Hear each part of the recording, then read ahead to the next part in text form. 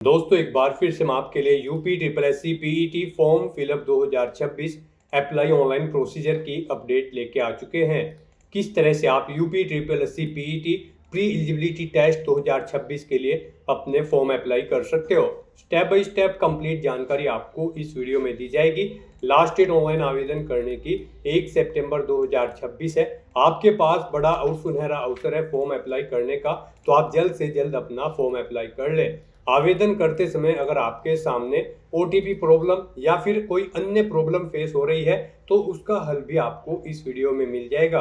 Form apply करते समय आपके सामने यहाँ पर कोई भी टेक्निकल डिफिकल्टी या फिर प्रॉब्लम आ रही है तो सभी प्रॉब्लम का हल आपको यहाँ पर दिया जाएगा।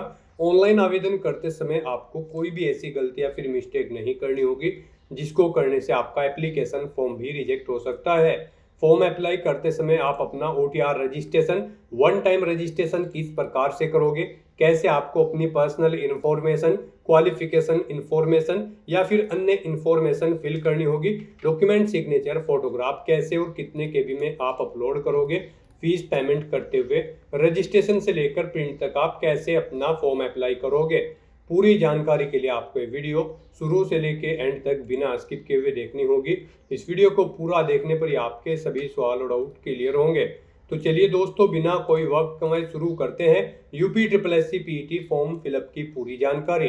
फॉर्म भरने से पहले आपको सबसे पहले हमारी वेबसाइट IND सरकारी नौकरी के इस पेज पर विजिट करना होगा, जिसका लिंक आपको नीचे description plus first comment box में मिल जाएगा। और हमारे इस पेज पर विजिट करके आप यहाँ से UP triple S C PET का फॉर्म अप्लाई कर सकते हो।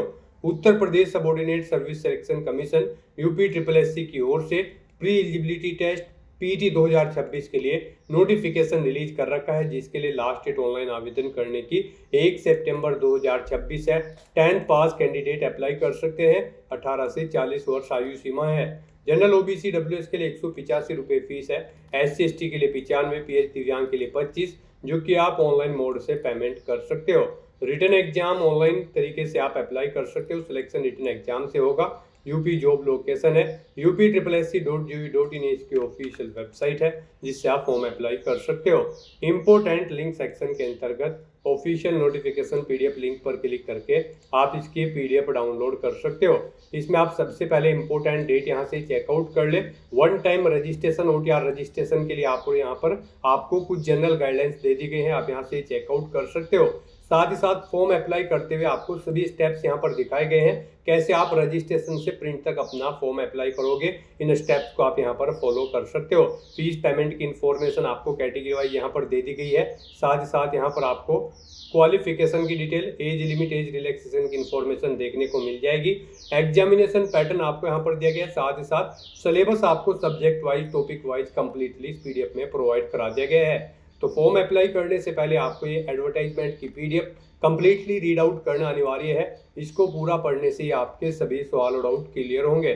PDF रीड आउट करने के बाद में आपको अप्लाई ऑनलाइन के इस लिंक पर क्लिक करना होगा, तो आपके सामने ऑनलाइन आवेदन करने का ये ऑफिशियल पोर्टल ओपन हो जाएगा। इस पेज पर विजिट करने के बाद आपको इस पेज को नीचे स्क्रॉल डाउन करना होगा।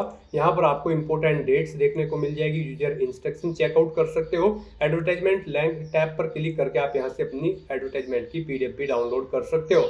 और अप्लाई करने के लिए आपको पीईटी के सामने अप्लाई की स्टेप पर क्लिक करना होगा। उसके बाद आपके सामने यहाँ पर कुछ इस तरह से इंटरफेस ओपन होगा।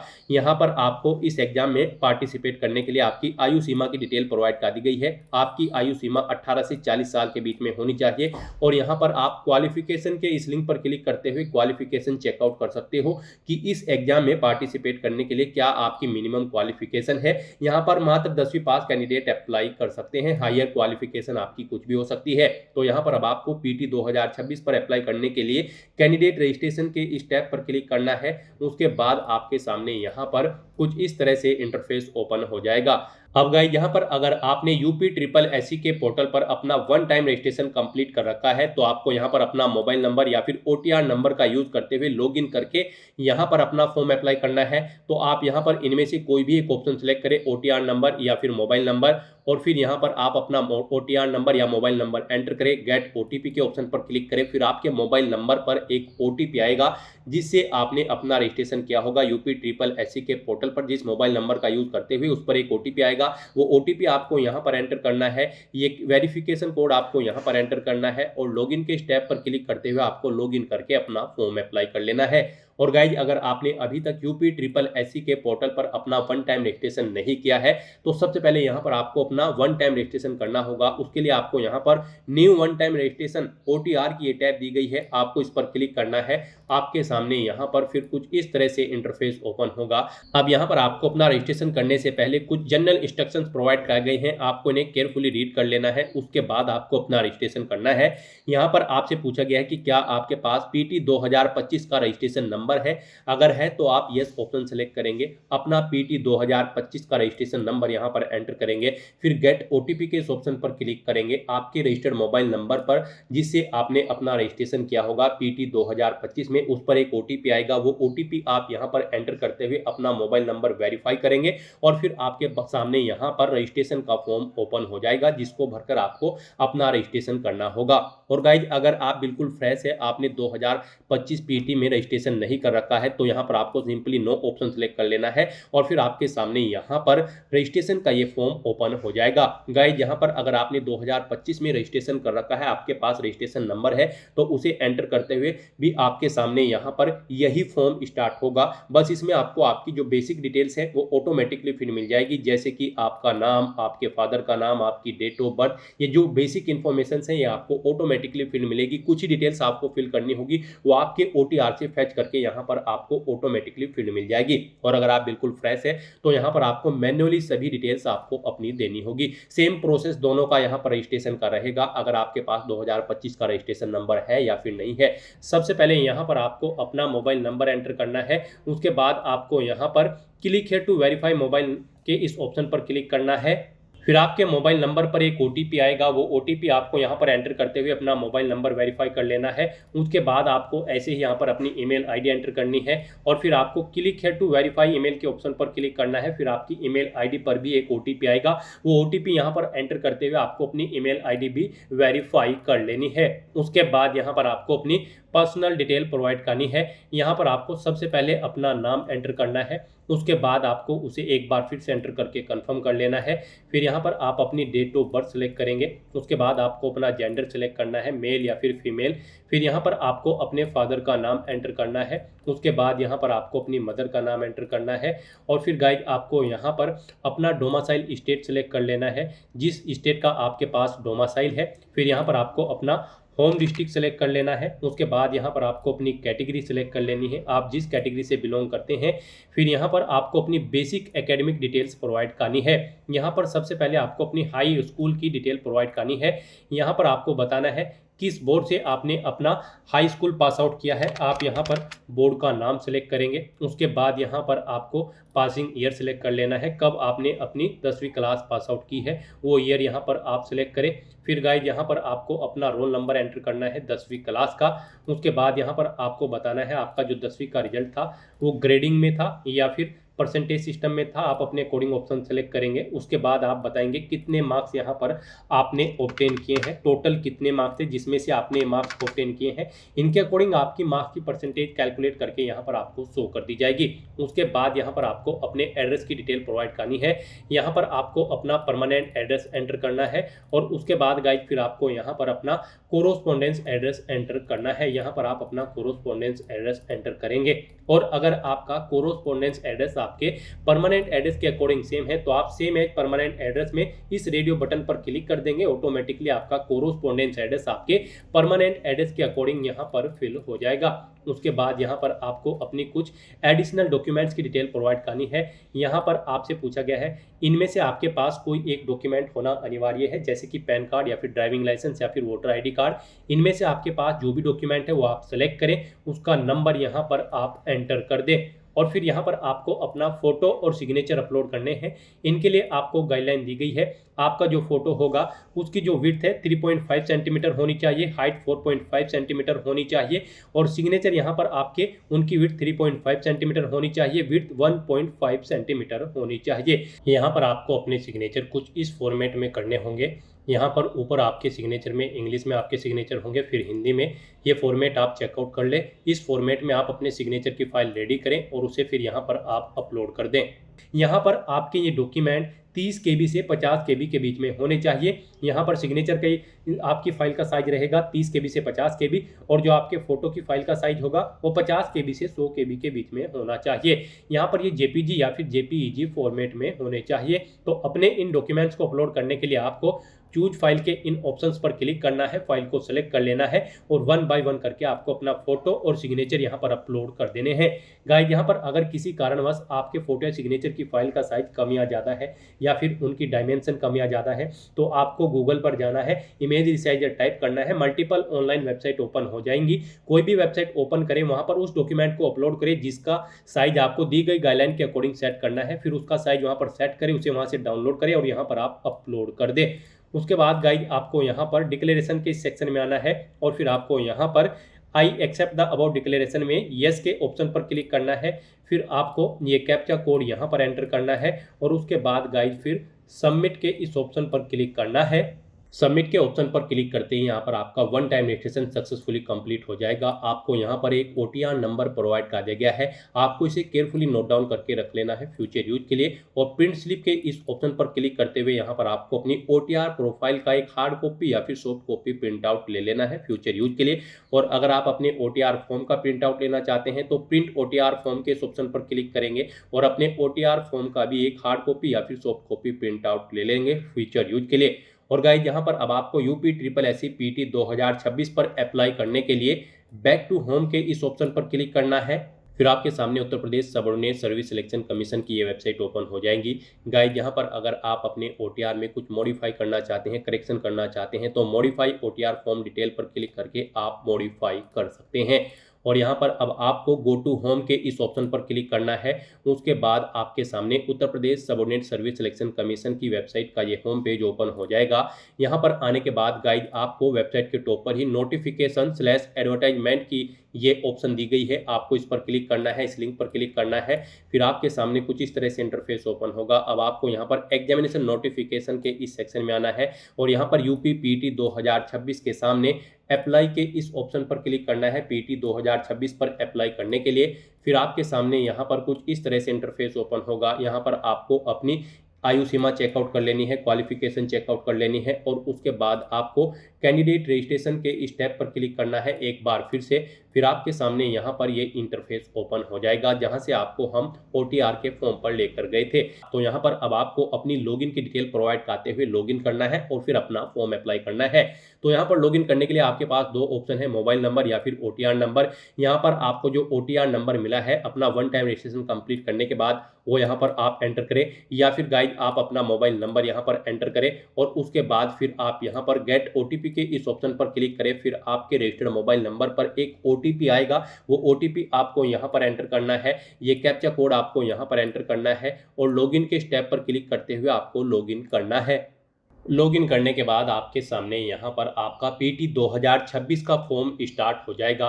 गाइड यहाँ पर ऊपर आपको आपकी मोस्टली सभी डिटेल्स ऑटोमेटिकली फिल मिलेगी, जैसे कि आपका नाम, आपके फादर का नाम, आपकी डेट ऑफ बर्थ, आपकी पर्सनल डिटेल, आपके एड्रेस की डिटेल यहाँ पर आपको ऑटोमेटिकली फिल मिलेगी, जो कि आपके वन टाइम रजिस्ट्रेशन से फैच कर ली गई है। अब आपको इस पेज को नीचे स्क्रॉल करते हुए अपनी बेसिक एकेडमिक डिटेल यहाँ पर प्रोवाइड करनी है। यहाँ पर आपको 10वीं क्लास की डिटेल भी ऑटोमेटिकली फिर मिल जाएगी जो आपने रजिस्ट्रेशन करते समय प्रोवाइड कराई थी। अब यहाँ पर आपसे पूछा गया है कि क्या आपने अपनी 12वीं क्लास भी कंप्लीट कर रखी है।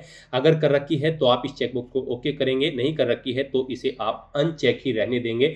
गाइड यहाँ पर अगर आपने 12वीं कर रखी है तो इस चेकबॉक्स को आप ओके करें और यहाँ पर फिर आप अपनी 12वीं क्लास की डिटेल प्रोवाइड कराएं। यहाँ पर आप बोर्ड का नाम सेलेक्ट करें जिस बोर्ड से आपने अपनी 12वीं क्लास पास आउट की है। फिर यहाँ पर आपको पासिंग ईयर सेलेक्ट कर लेना है, कब आपने अपनी 12वीं क्लास पास आउट की है। फिर आपको अपनी 12वीं क्लास का रोल नंबर यहाँ पर एंटर करना है। फिर आपको बताना है आपका रिजल्ट का मोड परसेंटेज में था या फिर ग्रेड सिस्टम में, आप अपने अकॉर्डिंग ऑप्शन यहाँ पर सिलेक्ट करेंगे। परसेंटेज में था तो यहाँ पर आप बताएंगे कितने मार्क्स आपने ऑब्टेन किए हैं, टोटल कितने मार्क्स थे जिसमें से ये मार्क्स आपने ऑब्टेन किए हैं। इन मार्क्स के अकॉर्डिंग यहाँ पर आपकी परसेंटेज कैलकुलेट करके आपको शो कर दी जाएगी। इस तरह से यहाँ पर आपको अपनी 12वीं क्लास की डिटेल प्रोवाइड कर देनी है अगर आपने 12वीं क्लास भी पास आउट कर रखी है। फिर आपसे पूछा गया है कि क्या आप मैरिड हैं, अगर हैं तो आप यस करेंगे, नहीं है तो आप नो ऑप्शन सेलेक्ट करेंगे। फिर यहाँ पर आपसे पूछा गया है कि क्या आप इकोनॉमिकली वीकर सेक्शन से बिलोंग करते हैं। यहाँ पर ओटीआर करते समय अगर आपने इसमें नो ऑप्शन सेलेक्ट किया होगा तो आप इसमें अब कुछ भी सिलेक्ट नहीं कर पाओगे, यहाँ पर ये कॉलम आपको डिसेबल कर दिया जाएगा। यस ऑप्शन अगर आपने सिलेक्ट किया होगा ओटीआर करते समय तो फिर यहाँ पर आपको अपनी डिटेल देनी होगी। फिर यहाँ पर आपसे पूछा गया है कि क्या आप गवर्नमेंट ऑफ उत्तर प्रदेश के एम्प्लॉय हैं, अगर हैं तो आप employ of Uttar Pradesh government option select करेंगे, नहीं है तो फिर यहाँ पर आप not employ of Uttar Pradesh government option select कर लेंगे। गाइज अगर आप एम्प्लॉय हैं, आप employ of Uttar Pradesh government option select करते हैं तो फिर यहाँ पर आपको अपने एम्प्लॉयमेंट की सर्विस की डिटेल देनी होगी। एम्प्लॉयमेंट का टाइप आपको सेलेक्ट कर लेना है। फिर यहाँ पर आपको सर्विस का ड्यूरेशन सेलेक्ट करना है, कब आपने यहाँ पर अपनी जॉब स्टार्ट की है वो डेट आपको सेलेक्ट कर लेनी है। इस तरह से यहाँ पर आपको अपनी सर्विस की डिटेल देनी है। फिर यहाँ पर आपसे पूछा गया है कि क्या आप फ्रीडम फाइटर के आश्रित हैं, अगर हैं तो आप यस करेंगे और नहीं है तो फिर आप सिंपली यहाँ पर नो ऑप्शन सेलेक्ट कर लेंगे। उसके बाद आपसे पूछा गया है कि क्या आप EX सर्विसमैन कैंडिडेट हैं, अगर है तो यहाँ पर आप बताएं IMN EX serviceman personnel of Uttar Pradesh या फिर IMN ECO या फिर SSCO या फिर CO पर्सनल ऑफ उत्तर प्रदेश। इनमें से आप जिस भी कैटेगरी के EX सर्विसमैन हैं वो आप यहाँ पर सेलेक्ट करें और फिर गाइड यहाँ पर आप उसकी डिटेल प्रोवाइड कराएं। यहाँ पर आपको सर्विस का ड्यूरेशन सेलेक्ट कर लेना है, रिटायरमेंट की डेट सेलेक्ट कर लेनी है और अगर आप यहाँ पर EX सर्विसमैन नहीं है तो आप सिंपली नो ऑप्शन सेलेक्ट कर लेंगे। फिर आपको अपनी सर्विस की डिटेल नहीं देनी होगी। उसके बाद आपसे पूछा गया है कि क्या आप स्पोर्ट पर्सन हैं, अगर हैं तो आप यस करेंगे और फिर यहाँ पर आप बताएंगे किस कैटेगरी के आप प्लेयर हैं, कैटेगरी A, B, C या फिर D। आप अपने अकॉर्डिंग यहाँ पर ऑप्शन सेलेक्ट करेंगे और फिर आप यहाँ पर अपनी कैटेगरी सब कैटेगरी सेलेक्ट करेंगे। आपने यहाँ पर अपनी इस कैटेगरी में ओलंपिक गेम्स में पार्टिसिपेट किया है फिर या फिर पैरा ओलंपिक गेम्स या फिर वर्ल्ड कप या फिर वर्ल्ड चैंपियनशिप, आप अपने अकॉर्डिंग यहाँ पर ऑप्शन सेलेक्ट कर लेंगे। गाइस यहाँ पर इस तरह से आपको अपनी स्पोर्ट्स की डिटेल देनी है और अगर आप स्पोर्ट पर्सन नहीं है तो आप सिंपली नो ऑप्शन सेलेक्ट कर लेंगे। उसके बाद आपसे पूछा गया है कि क्या आप PWD कैटेगरी कैंडिडेट है, अगर है तो आप यहाँ पर यस ऑप्शन सेलेक्ट करेंगे। उसके बाद आपको अपनी डिसेबिलिटी की डिटेल यहाँ पर देनी होगी, दिव्यांगता की। यहाँ पर आपको अपनी विजन सेलेक्ट कर लेना है डिसेबिलिटी का। क्या आपको यहाँ पर विजन है डिसेबिलिटी के अंतर्गत, आपको कम दिखाई देता है तो यस या नो आप अपने अकॉर्डिंग ऑप्शन सेलेक्ट करेंगे। फिर यहाँ पर आपको बताना है क्या आपको सुनने में भी कोई डिसेबिलिटी है, यहाँ पर कोई दिक्कत है, अगर है तो आप यहाँ पर यस करेंगे और फिर इसकी भी डिटेल आप प्रोवाइड कराएंगे। यहाँ पर अगर आपको देखने में कोई डिसेबिलिटी है तो आप बताएंगे कि आप दृष्टिहीनता है या फिर कम दृष्टि वाले हैं, इनमें से आप ऑप्शन सेलेक्ट करेंगे। सुनने में कम सुनाई देता है या फिर आप यहाँ पर आप बाधिर हैं यानी कि आप बिल्कुल बहरे हैं या फिर श्रवण शक्ति से ह्रास है, कुछ कमी है, आप अपने अकॉर्डिंग यहाँ पर ऑप्शन सेलेक्ट करेंगे। उसके बाद आपसे पूछा गया है कि क्या आपको यहाँ पर लोकोमेटेड डिसेबिलिटी है, अगर है तो आप यस ऑप्शन सेलेक्ट करेंगे और फिर इनमें से आप अपनी ऑप्शन सेलेक्ट करेंगे। आपको एक हाथ प्रभावित है, आपका एक पैर प्रभावित है या फिर दोनों हाथ प्रभावित है या फिर दोनों पैर प्रभावित है, आप अपने अकॉर्डिंग यहाँ से ऑप्शन सेलेक्ट करेंगे और अगर आपको लोकोमोटर डिसेबिलिटी नहीं है तो आप सिंपली नो ऑप्शन सेलेक्ट कर लेंगे। और फिर यहाँ पर आपसे पूछा गया है कि क्या आपको फिजिकली या फिर न्यूरोलॉजिकली डिसेबिलिटी है, अगर है तो आप यस करेंगे और फिर यहाँ पर उसकी डिटेल देंगे, नहीं है तो यहाँ पर आप नो ऑप्शन सेलेक्ट करेंगे। फिर आपसे पूछा गया है कि क्या आपको मल्टीपल डिसेबिलिटीज है, अगर हैं तो आप यस करें, नहीं है तो आप नो ऑप्शन सेलेक्ट कर लेंगे। इस तरह से यहाँ पर आपको अपनी डिसेबिलिटी की डिटेल देनी होगी अगर आपको यहाँ पर कोई डिसेबिलिटी है। और गाइज अगर आप PWD कैटेगरी कैंडिडेट नहीं है तो आप सिंपली नो ऑप्शन सेलेक्ट करेंगे, फिर आपको ये आगे की डिटेल नहीं देनी होगी। उसके बाद आपसे पूछा गया है कि क्या आप एज में रिलैक्सेशन चाहते हैं, अगर चाहते हैं तो आप यस करें और फिर आपको यहाँ पर अपनी एज में रिलैक्सेशन लेने के लिए ऑप्शन सेलेक्ट करना है। आप गवर्नमेंट ऑर्डर या फिर कोर्ट ऑर्डर या फिर सेवा नियमावली या फिर डिपार्टमेंट रूल के अकॉर्डिंग किसके थ्रू यहाँ पर एज में रिलैक्सेशन लेना चाहते हैं वो ऑप्शन आप यहाँ पर सेलेक्ट कर ले। यहाँ पर आपको आपकी कास्ट के अकॉर्डिंग एज में रिलैक्सेशन प्रोवाइड कराया जाएगा और अगर आप एज में रिलैक्सेशन नहीं चाहते हैं तो आप सिंपली नो ऑप्शन सेलेक्ट कर लेंगे। यहाँ पर उसके बाद आपको डिक्लेरेशन सेक्शन में आना है। I accept the about declaration में यहाँ पर आपको येस ऑप्शन सेलेक्ट करना है और उसके बाद गाइज फिर आपको यहाँ पर ये जो कैप्चा कोड दिख रहा है ये आपको इस बॉक्स में एंटर करना है और उसके बाद सबमिट के ऑप्शन पर क्लिक करना है।